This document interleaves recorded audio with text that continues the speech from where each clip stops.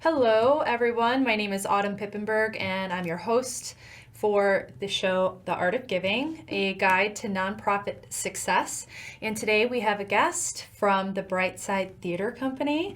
She is the founder and executive director, and her name is Julie Kornak. And today we're going to be discussing all things program development and a little bit on financing those programs and budgeting for those programs and just ensuring that you're able to expand on those programs when they are successful. So she has a lot of great advice for us today, and we're really excited to have you. Great. Thank you so much for letting me come on to talk to you about Brightside and what I started back in 2009. We decided to incorporate and start Brightside Theater. So I live in Naperville with my family, and we wanted to be able to bring a professional non-equity theater company to my hometown, to Naperville. And it kind of just spurred out of working with a couple people that were professional, but we were doing community theater, really for the love of just bringing the art to the stage. And we wanted to do things just a little differently and bring something that we felt was a void in Naperville.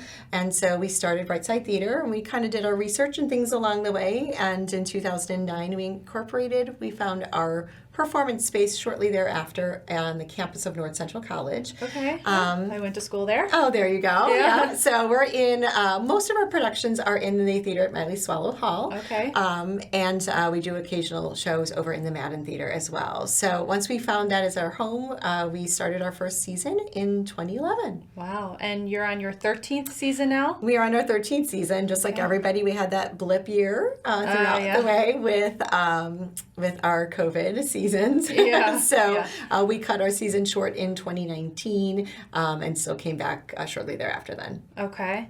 And you mentioned something, non-equity theater company. Can you explain what that means to our listeners? Absolutely. Yeah. So as a non-equity versus an equity organization, so we don't pay into the dues, or we're ultimately not a union organization.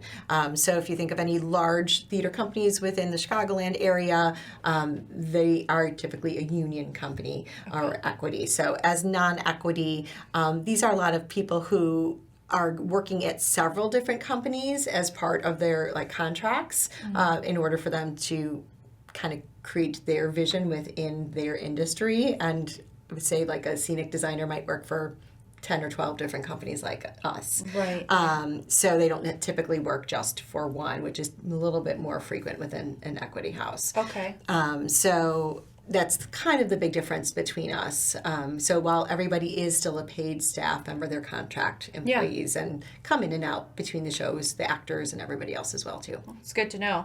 And are you constantly holding auditions for people? Yeah. Is it open to the public? It is. It's totally open to the public. So there are people who've never done anything professionally, and if they're the right fit and the character for the part, they are cast accordingly. On our main stage, which has at this point we are up to 4 productions for our subscription season. So I call it our main stage programming. Okay. We typically have our actors are 18 and above for that, unless a particular show calls for a youth actor. So they are paid just like everybody else, but typically if it's a different role, we do look for 18 and above, where our youth programming is typically anywhere from 6 to age 18, depending upon what program that is in our youth programming. Wow, that's amazing. So you actually pay your actors. We do. That's great. Not a ton. Right. But hey, anything helps. Yeah. Gas money and things along the way. So. That's great. I love to hear that. There's so many theater companies here in Chicago that don't pay their actors. Correct. And we understand, getting exposure and all that, but at some point it's nice to be paid for the work that you're doing. Absolutely. So in regards to program development, when we say program to you, you hear show. Correct. So a show is a program and a program is a show. So when you're developing a new show or a new program, are there any, fundamental steps that you need to take as a theater company that might be I don't know, different or the same than a nonprofit in another, realm? I think so. So to go back just historically with us, there's a couple different times that we've done it, and it was in different parts of our growth as an organization. So how we did it and how we approached it was different each time. So in our first season, we started out with just 3 shows. We were going to typically do 2 plays and a musical, and we started out with 2 plays and like a musical review. So really light on the musicals, which are typically bigger and harder to produce. Absolutely. Also cost more. So we kind of stepped our way into that. We knew immediately into our second season, we knew coming out that we wanted to include a youth program into our organization. So we thought that we were going to do things really full out, and we realized that that market was very different to kind of reach the children. So we had 7 kids. So we started with 1 show. We had 7 kids audition. We're like, these 7 kids are going to do a show. So we switched thought processes and went to a different show that would be able to accommodate just the 7 actors that could play multiple roles within it, and do something really fun with them based on who auditioned and who wanted to participate in our education youth program.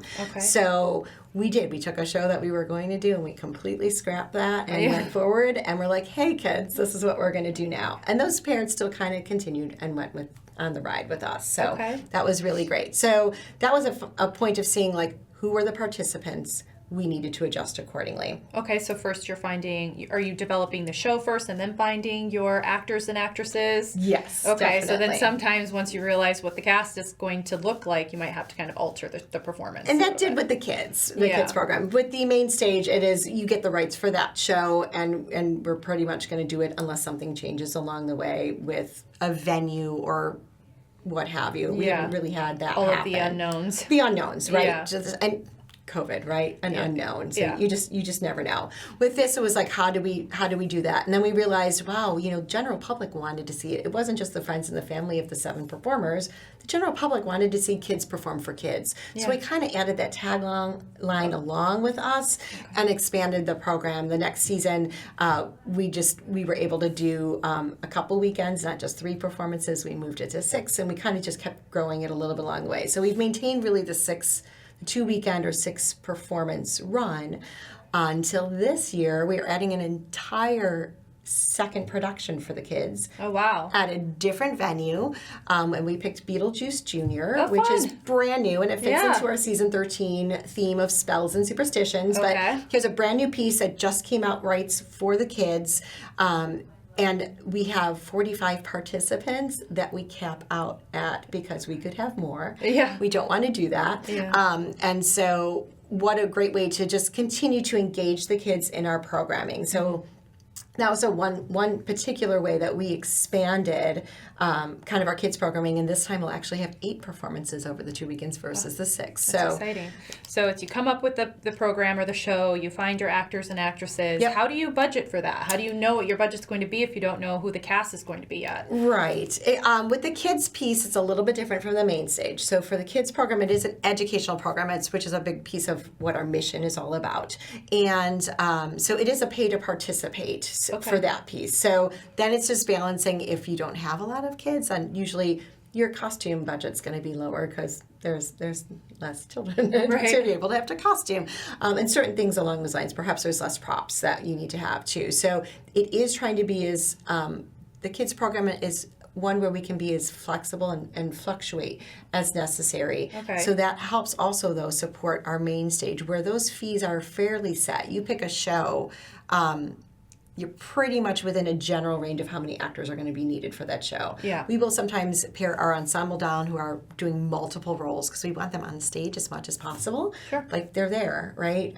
We want them to have as much time to create their art as perhaps a lead role as well. So that feeds into that because those are typically fairly set costs. I mean, we might be able to find things more efficiently or do things more efficiently, but overall, ultimately it's a pretty fair fixed price on that. So when you're budgeting, for me, I've always found to be as conservative as you can within your program so that As nonprofits know how to be conservative. exactly.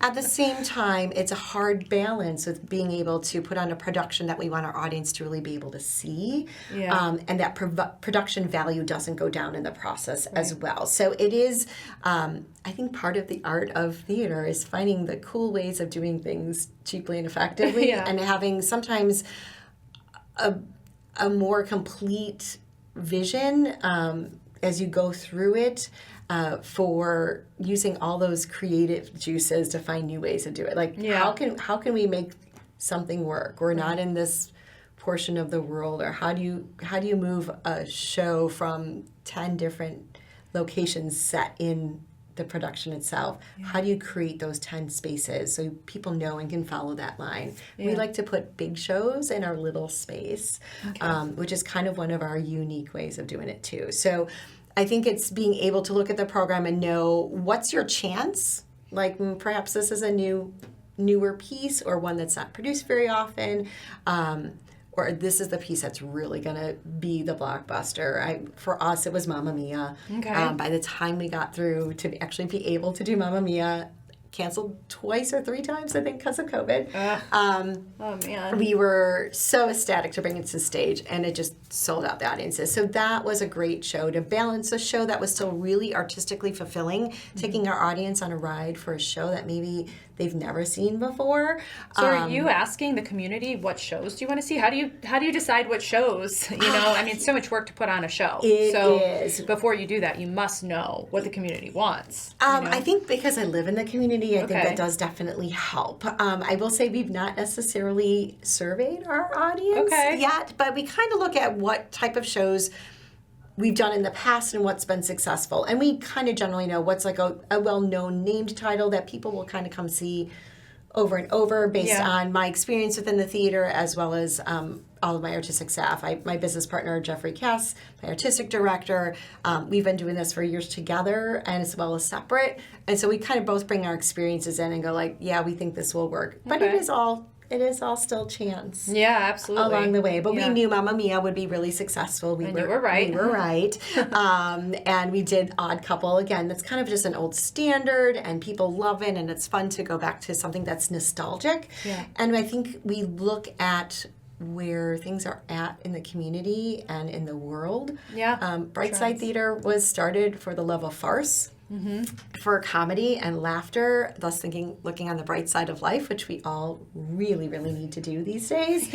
And so we know we also want to pick shows that may fall in line with kind of that escapism, and that needs to, like, just Mamma Mia is just pure fun, right? Everyone knows the show, they love it. It's not really this intense storyline that you got to dig in for. Right. It's really having the fun of it. So knowing that at that time, that was really important, to be able to do that something was just a little bit to escape from the world. Yeah, so a little bit on the bright side. Yeah, exactly. Yeah. So our kids program is one way that we expanded our programming. We've expanded our programming for the number of performances throughout the runs of some of our shows, especially our bigger shows, which tend to be our big musicals in the summer, where we do 12 performances always, versus a 3-week 9 run. Okay. We do 12. And then we also expanded and did that concert version series. That's been our 4th added to our subscription series. So we wanted to take something that was a quick run, like one weekend. We've since expanded it to 2 since it was successful, and now have 7 shows versus 6. So each year's grown a little bit. To take a show that nobody ever does anymore, or it's a really difficult show to produce, or it's technically difficult, or maybe the script's not so great, but it's really for the love of the music. Yeah. So we bring it to a cabaret kind of style setting. That. Yeah. So a little bit more experiential, which has been a little bit where some of the theater has been moving to, and audiences are really liking and appreciating a different venue or feel to what you can still see as a musical on stage. And we did that along the way. And then our last programming, it came out of COVID, and really the need of our community was to still connect to the arts, which we feel is so important. And so we were able to shift money that we couldn't produce for a show on stage because we were indoors to take it outdoors, and we provided free entertainment and our concert that in the first year was 3, then we planned 5, then 6 we're at 8, we did 9, we're now going to be at 10 for the 2025 Wow. summer. That's and bring it a free to the huge parks. impact on the community. It Yeah. eliminates everything, any barriers for anyone to see musical theater, and it's just bringing songs, and we put a theme together, and we just sing the songs, and we tie it together as to why we chose them. And like one year we did Andrew Lloyd Webber, so we did some of his music. We've done kind of our Enchanted Broadway this summer, which led into our Spells and Superstition season. So anything that had kind of... So do you always come up with a theme for every season? We do. That's fun. And sometimes the theme comes out of really more the shows. So we don't come with the theme and think of the shows. We kind of come up with like what show feels right. Sometimes it's based on the timing and that we can get into the performance space on the campus at North Central College. So and get the rights to the show. And then get to the rights all to the the things. show. Yeah. So it is a different process. We do kind of keep it between the two of us, artistic director and myself, to kind of choose those shows. But our director of education helps choose our kids programming along the way, and we kind of talk through what we think might be a really good fit for that. Yeah. And this year we're doing Beauty and the Beast and Beetlejuice, so it's kind of doing an old classic that's, I think it's kind of going away. Favorite. They're taking it away for a few years, so only a couple groups can get it, I think within an actual physical school setting, and they're going to revamp it like Disney always kind of does things.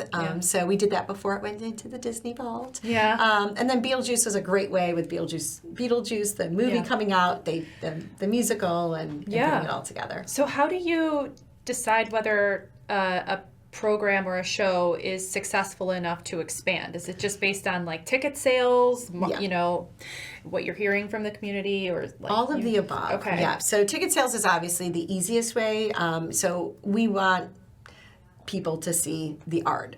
That's kind of the whole point of theater. So we really want to make sure that we are selling the seats accordingly. And so if we're coming down to a point where we are selling most of our seats for the house, we know that's the right time to start to expand, whether that be the number of performances, maybe it's adding a matinee to it, or doing something along those lines. The kids programming was having 45 kids and having a wait list of those who wanted to do it. That's amazing though that you actually have a wait list. That's so like inspiring to know that many kids are still interested in theater. And we're not the only ones in the area who do that, but we are the only ones who have it in conjunction with a professional main stage. So we are not just a kids show. So we were looking at ways to be able to expand what we do with them and keep them engaged. So the reason we cap at 45 is because we want the kids to be able to experience it all. You get too many, it's just too hard. We don't double cast. There's not like you're a lead in one show and then your ensemble the next. It is their track along the way. And as part of our education program, they're learning all those things that they don't realize. They think they're learning how to sing and act and a dance. And while they're doing that, they're learning how to present. They're learning how to work together as a team. A lot of parents call it their kids' team sport. How do they problem solve and executive functioning skills? How do I plan to go from one step to the second step? At what side of the stage? What character am I? What costume am I? What do I bring? And how do we get that child to grow within themselves, to push their limits, to try new things in a safe environment? Yeah. So that to me is a successful program, is someone that says, this is great for my kid. I've got participants to be able to do it. I want to continue to keep them engaged. How do I do that? Same thing on my main stage. Add the extra programming. It was successful. We sold out 3 shows for, we did 9, the musical 9 in season 9. So that's cute. That was why we did that. Again, not a great script per se. People aren't very familiar with it. It was made into a movie musical. It was not one of the big popular movie musicals of the time, and so, but the music is glorious, and so actors and singers really wanted to be a part of it, and our audience was like, wow, well, this is completely something totally new. And then we've continued to do that every single year since. Wow. So when you're developing your shows, is it a team effort, or is it you and your other director's decision? I know you guys decide on the show, but how does that all come to fruition? I mean, it's a lot of work. So. It is. So we do start with coming up with the season. We do like our themes. We like our alliterations, spells and superstitions. We like to have fun with that along the way. And then it's finding out who is the right fit to lead that particular project. So sometimes it's very clear to us as to who should do it and why to direct. So our artistic director is also a director for us, so it is looking at Jeff's schedule and what works and what seems to be artistically fulfilling for him to take it on for that season. Okay. So he'll do that. And then, like for this season, we're doing our very first Shakespeare piece. Oh my gosh, that's exciting. So A Midsummer Night's Dream will be our spring production, and Jason Harrington, who's worked with us and a couple different other plays, was the perfect fit. He's adapted Shakespeare pieces before. He's also directed on our stage in the plays. It was the perfect fit. So we didn't seek outside of somebody who's worked with us before to do this particular production, because it was just the right timing and everything for that. So it sometimes depends on who is going to be the right fit from the director's perspective. Sure. Our education manager, who runs our kids program, also stage manages and assistant directs our main stage show. Okay. And actually Dee Haddad is going to move in and do the direction for our concert version series this year. So everybody wears a lot of hats. we wear a lot of hats, but it also gives our staff, our artistic staff, the opportunity to be able to participate in multiple ways. So it's Right. not just directing kids all the time. It's being able to work with the adults in the main stage program as well. I love that, though, that you say it gives them the opportunity to. Yes. Yeah. It means they all really love what they do, and they want to be involved is. as much as possible. Yes. Yeah, I love that.